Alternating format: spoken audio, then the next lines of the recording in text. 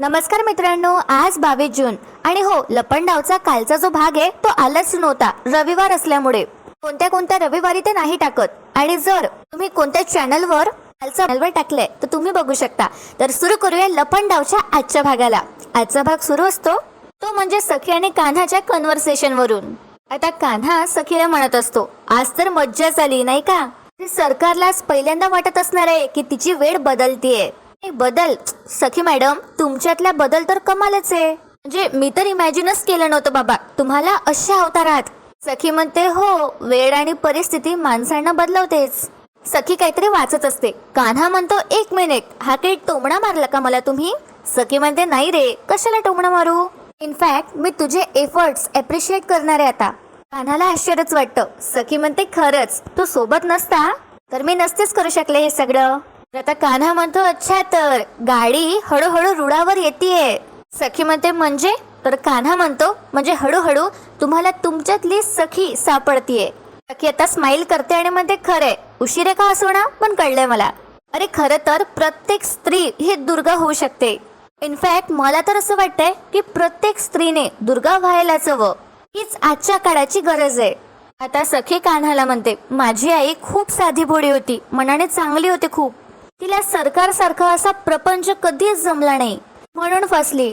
पण आता समजते, ती जर आज इथे असती माझ्या जवळ तर मी तिला ग्रूम केलं असतं, तिला शिकवलं असतं. या कलयुगात कसं बघायचं ते, ठगाशी व्हावे ठग, उद्धटाशी व्हावे उद्धट, हे मी तिला पटवून दिलं असतं. आता सखीला खूप वाईट वाटतं. सखी म्हणते, आता काय, वेळ तर हातातून निघून गेलीये, गोष्टी हातातून निघून गेल्यात. आता कान्हा सखीला म्हणतो, ठीक आहे ना बेबी सरकार, इट्स ओके, आता जे झालं ते झालं. पण मला असं वाटतंय तुमच्यापासून तुमच्या आईला हिरवलं, तिला आपण अद्दल घडवायलाच हवी. त्याची सुरुवात तर आपण केलीच आहे, पण मला असं वाटतंय ना, तिच्या स्ट्रेंथवर आपण घाव घातली पाहिजे. जे पैसा आणि बिझनेस, त्या सरकारला आपण बिझनेस मध्ये मागे खेचलं पाहिजे. कारण हा जो काही माज आहे ना तिच्यामध्ये, तो तिच्याकडे असलेल्या पैशामुळेच आहे. आता सखीला सगळं पटतं. सखी म्हणते, बरोबर बोलतोयस तू, पण या सगळ्याची आपण कुठून सुरुवात करू शकतो? येणारं टेंडर. कान्हा म्हणतो, हो. सखी म्हणते, ते टेंडर आपण तिच्या नाकावर टिचून मिळवून घेऊया. तर बघा मित्रांनो, इथे आता दुसरा दिवस असतो. सखी, कान्हा आणि जी सरकार आहे ते आपापल्या ऑफिसला गेले असतात. आता सरकारने मीटिंग भरवली असते आणि ती तिच्या एम्प्लॉईजला सांगत असते, काहीही करून टेंडर जिंकायचं. जर टेंडरच्या बाबतीत काहीही घोळ झाला तर आय प्रॉमिस तुम्हाला आयुष्यभर लक्षात राहील असं काहीतरी करेन. आता सरकारचे एम्प्लॉई सगळेजण घाबरतात. तिथे दुसरीकडे अगदी विरुद्ध होत असतं. कान्हा खरा बिझनेसमॅन असतो. तो त्याच्या एम्प्लॉईजला म्हणत असतो दुसरीकडे, काय झालंय, टेन्शन आलंय का? तिथे सखी पण असते. पुढे आता कान्हा म्हणतो, टेंडर म्हटलं की टेन्शन येणारच, प्रेशर येणारच. असो, तो आपल्या कामाचा भागच आहे. पण तुम्हाला माहितीये का, या प्रेशरमुळे काही चांगल्या गोष्टी पण घडतात आपल्याकडून. कुठल्या माहितीये का? आता सगळे एम्प्लॉई ऐकू लागतात. पुढे कान्हा सांगतो, जेव्हा जो माणूस आहे तो प्रेशरमध्ये असतो तेव्हा तो त्याचे सगळे स्किल्स पणाला लावतो. तो पूर्ण क्षमतेने काम करतो, त्याचा बेस्ट देतो तो, आणि तेच बेस्ट आपल्याला द्यायचंय. आता सखीच्या चेहऱ्यावर एक स्माइल असते. ती खूप कौतुकाने कान्हाकडे बघते. पुढे आता कान्हा म्हणतो, आता तुम्ही कंपनीत जे काही शिकलात किंवा बाहेरून जे काही शिकून आलात त्या सगळ्या स्किल्स तुम्हाला लावायचंय या टेंडरवर. पुढे कान्हा म्हणतो, हे बघा, हरणं जिंकणं हे तर राहणारच आहे, पण खेळताना आपण आपलं पूर्ण क्षमतेनं खेळलं पाहिजे. आणि एवढं करूनही जर का आपण टेंडर हरलोच अनफॉर्च्युनेटली तर काय होणार? काय होणार सांगा? आता सगळे विचार करत असतात आणि एम्प्लॉईज थोडे घाबरतात. कान्हा म्हणतो, अरे आयुष्य काही थांबणार नाहीये, त्याने चालूच राहणार आहे. आणि हो, कोणाचीही नोकरी जाणार नाहीये आणि कोणाचाही पगार कट होणार नाहीये. पण कंपनीचं मात्र जरा नुकसान होईल. आणि कंपनी म्हणजे काय, तुम्ही आम्ही आपण मिळूनच बनते. कंपनी म्हणजे आपणच की, त्यामुळे कंपनीचं नुकसान म्हणजे आपलं नुकसान. त्यामुळे हे काम तुम्ही तुमचे असं म्हणून करा, तुमचं नुकसान होणार नाही हे बघून करा. तर सगळ्यांना पटत असतं. कान्हा त्याच्या एम्प्लॉईजला एक वेगळाच कॉन्फिडन्स देत असतो. आता कान्हा म्हणतो, समजा. अरे समजा कशाला? अरे ही कंपनी तुमचीच आहे, हे टेंडर तुमचंच आहे आणि हे टेंडर तुमचं असल्यामुळे तुमच्यापासून कोणीच हिरावून घेऊ शकत नाही. त्यामुळे आता लागा कामाला. आता सगळे कॉन्फिडंट असतात आणि सखी तर बघतच राहते कान्हाकडे. ती एकदम कान्हामध्ये हरवली असते, त्याच्या शब्दांमध्ये ती हरवली असते. कान्हा सखीला असं भानावर आणतो, कारण सगळे तिच्याकडे बघत असतात. सखी आता भानावर येते. कान्हा म्हणतो सखीला, आता मी काय सांगत होतो? आता सखी म्हणते ते कंपनीच्या फर्स्ट क्वार्टर फायनान्शियल रिपोर्ट विषयी सांगत होता. घ्या, आता सखी माती खाते. सगळेजण हसू लागतात. कान्हा पण म्हणतो, वा, एक्झॅक्टली, अरे मी हेच सांगण्याचा प्रयत्न करत होतो. जे माझ्या सांगण्याचा मूळ हेतू हाच होता. बारीक लक्ष आहे तुमचं. यांच्यासाठी टाळ्या होऊन जाऊ द्या. आता सगळेजण टाळ्या वाजवतात सखीसाठी. त्या सखीने चुकीचं सांगितलं असतं थोडं, पण कान्हा ते बरोबर हँडल करून घेतो. त्यानंतर कान्हा सगळ्यांना म्हणतो, ठीक आहे, तर मग मी सांगितलेलं सगळं लक्षात ठेवा आणि घरचं काम आहे असं समजा आणि कामाला लागा. एकदम जीव तोडून काम करा. आणि काही लागलं तर मला सांगा. I am just one call away. तर हाच फरक असतो एका लीडर मध्ये आणि एका खोट्या बिझनेसमॅन मुळे, ज्याला फक्त प्रॉफिट हवं असतं, ती म्हणजे सरकार. असो, आता काय होतं, सगळे निघून जातात. तिथे तर सखी असते. कान्हा म्हणतो, काय सखी मॅडम, माझ्यावर लक्ष देण्याऐवजी जरा टेंडरवर लक्ष द्या. आता सखी म्हणते कान्हाला, एक मिनिट, माझं व्यवस्थित लक्ष आहे टेंडरकडे. उलट काय तुझंच लक्ष नाहीये असं ती कान्हाला म्हणते. कान्हा म्हणतो, माझं लक्ष नाहीये. माझं लक्ष अजूनही त्या सरकारकडे आणि ध्येयाकडे आहे आणि त्या ध्येयाशी जोडलेल्या माणसांकडे आहे. तसंच तुमच्याकडे होतं. सखी म्हणते, अच्छा, म्हणजे मी सुद्धा तुझ्या ध्येयाचा एक पार्ट आहे, हो का? कान्हा म्हणतो, तसं समजायचं असेल तर समजा. सखी म्हणते, छान वाटलं, अगदी छान बोललास तू. कान्हा म्हणतो, जे मनात असतं ना मी तेच बोलतो. सखी पण म्हणते, मी पण मनात येते ना तेच बोलते. आता यांची लुटूपुटूची भांडणं सुरू होतात. तर कान्हा म्हणतो, पण तुम्ही तसं वागत नाही ना. सखी म्हणते, मी वागत नाही, मी? आणि बघा मित्रांनो, सखी जोराने ओरडू लागते कान्हाच्या केबिन मध्ये. तर कान्हा म्हणतो, अरे हळू, सॉरी, मीच चुकलो, माझं चुकलं बाबा, हरलो मी. कान्हा आता बाहेर बघतो कोणी ऐकलंय का नाही म्हणून. आणि आता सखी म्हणते, असो, पण काही म्हण, खूप छान मोटिवेट करतेस तू तुझ्या टीमला, तू चांगला बॉस आहेस. त्यावर आता कान्हा सखीला सांगतो, मुळात मी स्वतःला बॉस समजतच नाही. म्हणजे इथे कोणीतरी मालक, कोणीतरी कामगार असं वातावरणच नाहीये. सगळे एकत्र मिळून काम करतात आणि म्हणून तर कंपनी मोठी होते. आणि टेंडरचं म्हणाल तर काय, कंपनीत टेंडर वगैरे सगळं सुरूच असतं. त्यामुळे त्याचं रोज टेन्शन घेऊन कसं चालेल? बरोबर आहे ना? सखी म्हणते, हो बरोबर आहे, मेक सेन्स. पण आपण कधी तयार करायचंय आपला टेंडर रिपोर्ट? कान्हा सांगतो, आजच. मला पण बघायचंय की सरकार नेमकं काय करणार आहे ते. सखी म्हणते, हो, त्याविषयी नंतर बोलूच, पण आता खूप भूक लागली आहे, आधी जेवूया का? कान्हा आता हसतो आणि म्हणतो, बरं. तर मित्रांनो, इथे आता सीन शिफ्ट होतो आणि हे मनस्विनी डिक्लेअर करते तिच्या एम्प्लॉईजला. ती म्हणते, आज कोणीही जेवणार नाही.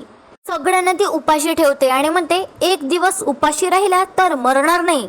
आज संध्याकाळपर्यंत मला माझे टेंडर रिपोर्ट्स माझ्या टेबलवर हवेत. आता सगळेजण घाबरतात आणि मान डोलावतात. आता ही मनस्विनी म्हणते, टेंडर्सचे काय आकडे माझ्या डोक्यावर लिहिले आहेत का? Get back to work, out. आता सगळे निघून जातात. तर मित्रांनो, ही मनस्विनी एका मुलीला थांबायला सांगते. त्यानंतर ही विचारते, तू नवीन आहेस का ग ऑफिसमध्ये? ही मुलगी म्हणते, हो. आता ही मनस्विनी विचारते, कधी जॉईन झालीस? त्यावर आता ही मुलगी सांगते, ऍक्च्युली जॉईन नाही झाले, आज माझा इंटरव्ह्यू होता. मगाशी तुम्ही सगळ्यांना बोलवून काही सांगत होता ना, म्हणून मी पण जॉईन झाले.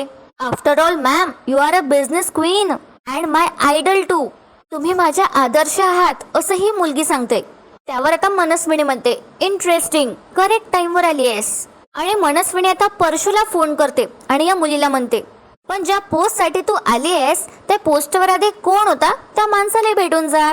त्यानंतर ही मनस्विनी परशूला कॉल करून बोलावते आणि म्हणते, वेलकम. आणि या नवीन मुलीची ओळख करून देते परशू सोबत आणि म्हणते, meet my ex executive manager mister Parshuram Kamat. And Parshu, meet तुझं नाव काय ग असं सरकार विचारते त्या मुलीला. ती सांगते, वनिता. तर सरकार म्हणते, शी इज वनिता. आणि काय रे परशू, तुझं काम कसं सुरू आहे? छान वाटतंय ना तुला? तुला तुझा नवीन जॉब आवडलाय ना? तर मित्रांनो, तिने परशूला आता कंपनीमध्ये कामाला लावलं असतं, ते पण झाडू पोछाच्या कामाला. परशूचे कपडे तेच जो तो घरी घालतो, बनियान वगैरे शेला त्यावर तसंच असतं गेटअप. आता ही जी मनस्विनी आहे ती परशूकडे बघते आणि मुद्दामच म्हणते, शिक्षण किती झालंय तुझं? परशू म्हणतो, काय? ही सरकार मुद्दामच त्याला असं टोमणा मारते आणि म्हणते, तुला नाही विचारतीये, तुझं नाहीच झालंय, मला मी हिला विचारलं. तर आता ही मुलगी सांगते, मॅम माझं MBA झालंय आणि मी सोशल मीडिया मॅनेज करते.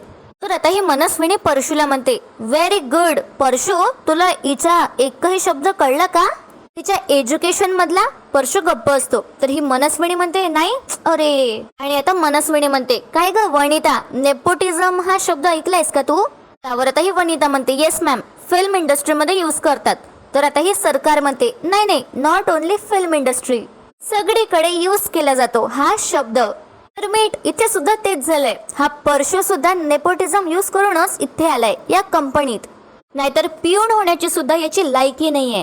आता परशूला खूप वाईट वाटतं, त्याचा अपमान झाल्यासारखा वाटतो, पण तो काहीच बोलत नाही. आणि बघा मित्रांनो, ही जी मनस्विनी आहे ती वनिताचा इंटरव्ह्यू पण घेत नाही आणि म्हणते, ठीक आहे, ज्या पोस्ट साठी तू आली आहे इंटरव्ह्यू साठी, या परशूच्या पोस्ट साठी, मी तुला ती पोस्ट आता ऑफर करते. ही वनिता थँक्यू म्हणते आणि कामाला लागते. आता मनस्विनी मुद्दाम हे सगळं करत असते. आता ती म्हणते, बस परशू. परशू खाली बसणार असतो जमिनीवर. तर ही सरकार मुद्दामच त्याचा हात धरते आणि म्हणते, नाही नाही, खाली नाही, इथे बस, खुर्चीत. परशू आता घाबरतच बसतो. तर ही मनस्विनी म्हणते, काय झालंय परशू, वाईट वाटतंय का? परशू म्हणतो, हो सरकार, तुम्ही माझी पोस्ट तिला दिली, असं तो घाबरतच म्हणतो. मनस्विनी म्हणते, ओ इट्स ओके. परशू, आयुष्यात चढ उतार येत राहतात. परशू आता विचारतो, तुम्ही मला इथे का बोलवलंय? तर मनस्विनी म्हणते, तुला सांगते, मागच्या टेंडरच्या वेळी तू माझ्या सोबत होतास, अगदी इमानदारीने सगळं काम केलंस, त्यामुळे तुला ऑफिस मध्ये इज्जत होती, थोडा मान होता. आणि त्यानंतर तू माझ्या विरोधात गेलास आणि बघ स्वतःची अवस्था काय करून बसलास. सो परशू, तुला जर तुझ्या या गुलामीच्या आयुष्यातून सुटका करून घ्यायची असेल तर तुला मला मदत करावी लागेल. आणि बघा मित्रांनो, परशू विचारतो, कसली मदत? तर ही मनस्विनी म्हणते, ज्या अर्थी सखी आणि त्या कबीरला तुझा आपुलका आहे ना, त्यांचा तुझ्यावर डोळे झाकून विश्वास आहे. शिवाय आमच्या टीम मध्ये सामील हो, असंही ते दोघे तुला सांगतायत, राईट? तर परशू घाबरतच म्हणतो, नाही पण सरकार, मी तसं करणार नाहीये. तर मनस्विनी म्हणते, नाही पण तू तसं करायला पाहिजे. आता परशूला काही समजत नाही. तर मनस्विनी म्हणते, अरे मी तर म्हणते तू असं करच. ते त्यांच्या टीम मध्ये जायचंस आणि त्यांचे टेंडर रिपोर्ट्स मला आणून द्यायचे. आता परशू म्हणतो, सरकार पण हे चुकीचं आहे. तर ही मनस्विनी परशूला म्हणते, हो का, बघ ना स्वतःकडे, चूक काय बरोबर काय हे समजण्याच्या परिस्थितीत आहेस तरी का तू? बघ स्वतःचे काय हाल करून घेतलेस तू. आता मीनाक्षी आणि तुझं आयुष्य थोडं नॉर्मल व्हावं असं तुला वाटत असेल तर माझं ऐकण्याशिवाय तुझ्याकडे दुसरं ऑप्शनच नाहीये. आता परशूला काहीच समजत नसतं, तरी परशू म्हणतो, सरकार प्लीज, मी आता तुमच्या पाया पडतो. परशू खाली पण बसतो आणि पाया पण पडतो मनस्विनीच्या आणि म्हणतो, मला वाटेल ते शिक्षा द्या, वाटेल ते करायला सांगा, पण प्लीज मला सखीला फसवायला लावू नका सरकार, प्लीज. आणि तो परत आता सरकारच्या पाया पडतो. तर ही मनस्विनी म्हणते, ओके ओके. आणि ही जी मनस्विनी आहे ती परशूला परत बसायला सांगते. आणि ही मनस्विनी आता परशूला म्हणते, दुसरा कोणता ऑप्शन असताना तर आय स्वेअर मी तुला हेच करायला सांगितलं असतं. परशू म्हणतो, का पण? तो घाबरतच म्हणतो. तर ही मनस्विनी म्हणते, कारण मला जिंकायचंय, बाय हुक और बाय क्रूक. आता परशू घाबरतो. मनस्विनी म्हणते, माझ्या सांगण्यावरून तू मला हेल्प केलीस तर मी तुला हेल्प करेन. मीनाक्षी आणि तुला जरा सूट मिळू शकते, आणि जर माझ्या मनात आलं तर तुला असंच तुझी ही कंपनीतली पोझिशन मिळू शकते, जा मान तुला परत मिळू शकतो, चल विचार कर. तर आता परशू म्हणतो, ठीक आहे, मी तयार आहे. तर मनस्विनी म्हणते, वरवर होकार देऊ नकोस. परशू, जर काही गडबड झाली किंवा माझा प्लॅन जर तू सखी आणि कबीरला जाऊन सांगण्याचा प्रयत्न जरी केलास तर मी काय करेल माहितीये? आणि आता ही मनस्विनी धमकी देते आणि परशूला म्हणते, तुझ्या लाडक्या तेजस्विनी वहिनीला जिथून ढकललं होतं ना तिथूनच तुझ्या लाडक्या बायकोलाही फेकेन. आता परशू घाबरतो आणि म्हणतो, नाही मी नाही असं करणार. तर ही मनस्विनी परशूला जवळ बोलावते आणि म्हणते, गुड बॉय परशू, आता जा. आता ही मनस्विनी स्वतःला म्हणते, आता बघतेच कबीर आणि सखी टेंडर कसं मिळवतात. पण बघा मित्रांनो, ट्विस्ट आहे. ट्विस्ट शिवाय आपल्या मालिकेचा एपिसोड पूर्णच होत नाही. तर बघा इथे आता सीन शिफ्ट होतो. सखी आणि कान्हा घरी आले असतात. आता कान्हा सखीला म्हणतो, घ्या झाले टेंडर्सचे पेपर तयार, फक्त या वेळेला मी स्ट्रॅटेजी जरा वेगळी वापरली आहे, कंडिशन पण जरा वेगळीच आहे ना म्हणून. आता सखी चेक करते आणि म्हणते, ठीक आहे. आता सखी विचारते कान्हाला, आता तिच्या मनात काहीतरी सुरू असतं. सखी म्हणते, कबीर तुला असं वाटतंय का की सरकार आपल्याकडनं ही फाईल मिळवण्याचा प्रयत्न करेल? कान्हा म्हणतो, ऑफकोर्स का नाही करेल, सरकार आहे ती. आजपर्यंत सरळ मार्गाने काम केले का तिने कोणतं? पण आता कान्हा सखीला सांगतो स्वतःचं डोकं वापरून ती टेंडर बनवेल, पण आधी आपलं कोटेशन बघेन आणि सगळ्या डिटेल्स मी या फाईलमध्ये लिहिले आहे. पण जर ह्या फाईल्स तिच्या हाती लागल्यात तर प्रॉब्लेम होऊ शकतो आणि ही फाईल मिळवण्यासाठी ती काही पण करू शकते. म्हणजे अगदी ही फाईल चोरी पण करू शकते. तितक्यात आता कान्हा आणि सखीचा दरवाजा नॉक करतो कोणीतरी. तर कान्हा उघडून बघतो तर बरोबर टाइमवर आता परशू आला असतो. त्या हाती बकेट आणि मॉप असते. आल्या आल्या तो लगेच खोली पुसायला घेतो. सखी म्हणते काका काय? तर आता परशू म्हणतो काम करतोय. तर कबीर म्हणतो काका प्लीज आमच्या समोर हे सगळं करण्याची काही गरज नाहीये. तरी परशू ऐकत नाही आणि काम कंटिन्यू करतो. सखी म्हणते काका प्लीज आम्हाला कसं तरी होतंय. तर आता सरकारने सांगितलंय म्हणून परशू आता कान्हा आणि सखीला खोटं सांगतो आणि म्हणतो ऍक्च्युली इथे मी दुसऱ्याच कामासाठी आलोय. आता सखी आणि कान्हा विचारतात कोणतं काम. त्यावर आता परशू म्हणतो तुम्ही बघतच आहात माझ्यासोबत आणि मीनाक्षी सोबत काय काय घडतंय, पण या सगळ्याला ती सरकार जबाबदार आहे आणि आता मात्र मला तिला अद्दल घडवायची आहे आणि म्हणूनच म्हणतोय प्लीज मला तुमच्या सोबत घ्या. आता परशूची नाटकं चालली असतात. परशू म्हणतो माझी तयारी आहे, सांगा ना तुमच्यासाठी मी काय करू शकतो. तर सखीला तर सहजच विश्वास बसतो. सखी म्हणते खरंच काका. आणि सखी कान्हाला म्हणते परशू काका आपल्या साईडने असतील तर आपली टीम अजून स्ट्रॉंग होईल. कान्हा म्हणतो एक मिनिट. आणि कान्हा परशूला विचारतो हे सगळं अचानक कसं काय घडलं. नाही म्हणजे आधी मी तुला ऑफर केली होती तुम्हाला की आमच्या टीम मध्ये या, तेव्हा तुम्ही नकार दिलात. मग आता कसं काय. कान्हाला बरोबर डाऊट आला असतो. आता कान्हा पुढे विचारतोच सॉरी पण हे सरकारच्या सांगण्यावरून तर नाहीये ना. तर परशू घाबरतोच आणि म्हणतो नाही ती का पाठवेन. माझीच अशी इच्छा आहे की सरकार आताचं टेंडर हरली पाहिजे आणि यात मी तुम्हाला मदत करू शकतो. म्हणजे बघा ना इतकी वर्ष मी कंपनीमध्ये त्या राबत होतो. आम्ही कित्येक टेंडर्स जिंकलो आहोत आणि सरकार टेंडर कसं बनवते मला चांगलंच माहितीये आणि ते फक्त मलाच माहितीये. यात तुमचाच फायदा होईल आणि आपण एकत्र येऊन सरकार पाडू शकतो. कान्हाचा तर विश्वासच नसतो. कान्हा काहीच बोलत नाही. तर सखी म्हणते कबीर एकदा तू परशू काकाची परिस्थिती बघ ना, मला नाही वाटत तो आपल्याशी खोटा बोलत असेल त्या परिस्थितीत. कान्हा म्हणतो नाही सखी मॅडम तुम्हाला फक्त परिस्थिती दिसतीये, पण तुम्हालाही माहितीये हे टेंडर आपल्यासाठी किती महत्वाचे आहे. सॉरी पण मी यात रिस्क नाही घेऊ शकत. आता सखी म्हणते अरे परशू काका आपली हेल्पच करणार आहे, प्लीज आपण त्यांना आपल्या सोबत घेऊयात ना. आता सखी कन्व्हिन्स करते म्हणून कान्हा म्हणतो ठीक आहे राहा तुम्ही आमच्या सोबत. आता कान्हाने परशूला टीम मध्ये घेतलं असतं आणि मनस्विनी यांच्या खोली बाहेरच असते. ती सगळं ऐकत असते. आता मनस्विनी खूप खुश होते. तर इथे आता सीन शिफ्ट होतो. परशू आता मनस्विनीच्या खोलीत जातो. आता ही मनस्विनी म्हणते व्हेरी गुड परशू, असाच लॉयल राहिला असता तर कुठल्या कुठे पोहोचला असता. पण ठीक आहे नो प्रॉब्लेम. ज्या पद्धतीने तू स्वतःला त्यांच्या टीम मध्ये सामील करून घ्यायला त्यांना भाग पाडलंस इम्प्रेसिव्ह, व्हेरी गुड. तरी आता परशूच्या मनालाही पटत नसतं. परशू म्हणतो सरकार हे चुकीचं आहे, पण तुम्हाला जे काही त्रास द्यायचा आहे शिक्षा द्यायची आहे मला द्या, पण प्लीज मला फसवणूक करायला नका सांगू. मनस्विनी म्हणते कसली फसवणूक. अरे तो काय कबीर, तो काही धुतल्या ताकासारखा आहे का, कसा शिरला आपल्या घरात माहितीये ना. फसवणूक करूनच आपल्या घरात शिरून सखीशी त्याने लग्न केलं. काय रे परशू तुझ्याशी तो कसा वागला विसरलास का. अरे त्याने तुझं केबिन काढून घेतलं होतं, तुझी पोझिशन हिसकावून घेतली होती आणि आता तू त्याच्या बाजूने बोलतो सिरियसली. तर आता परशू म्हणतो यामागे त्याचं काही ना काही ध्येय असेलच. तर ही मनस्विनी म्हणते करेक्ट आणि आपल्याला पण तेच करायचे, आपलं टार्गेट. परशू म्हणतो सरकार पण मला या सगळ्याचा त्रास होतोय. मनस्विनी म्हणते त्रास तो तर झालाच पाहिजे आणि हे बघ हा सगळा इमोशनल ड्रामा माझ्या समोर करू नकोस. मला कशात इंटरेस्ट नाहीये, पण हा उद्या सखी आणि कान्हाकडून टेंडरची फाईल मिळवायची. तर परशू घाबरतच म्हणतो हो सरकार. आणि मग ही मनस्विनी हाकलून देते परशूला आणि तिची वाईन पिते. तर इथे परशू आता मीनाक्षी जवळ येतो. मीनाक्षीने खाली सतरंजी टाकली असते झोपायला. तर परशूला टेन्शन मध्ये बघून मीनाक्षी विचारते काही झालंय का. परशू म्हणतो नाही कुठे काय. तर मीनाक्षी म्हणते काही नाही झालंय तर माझ्याकडे बघा आणि बोला. आता मीनाक्षी परशूला म्हणते तुमचे डोळे बघू द्या. बापरे तुम्ही रडताय. परशू म्हणतो नाही नाही. तर आता मीनाक्षी म्हणते डोळ्यात उगाच पाणी आलंय का मग. आता परशू खोटं सांगतो आणि म्हणतो येताना डोळ्यात कचरा गेला म्हणून. आता मीनाक्षी विचारते आणि म्हणते माझी शपथ घेऊन सांगा. परशू तिच्यावर चिडतो आणि म्हणतो संशय घ्यायला मी लपंडाव नाही खेळते कोणाशी.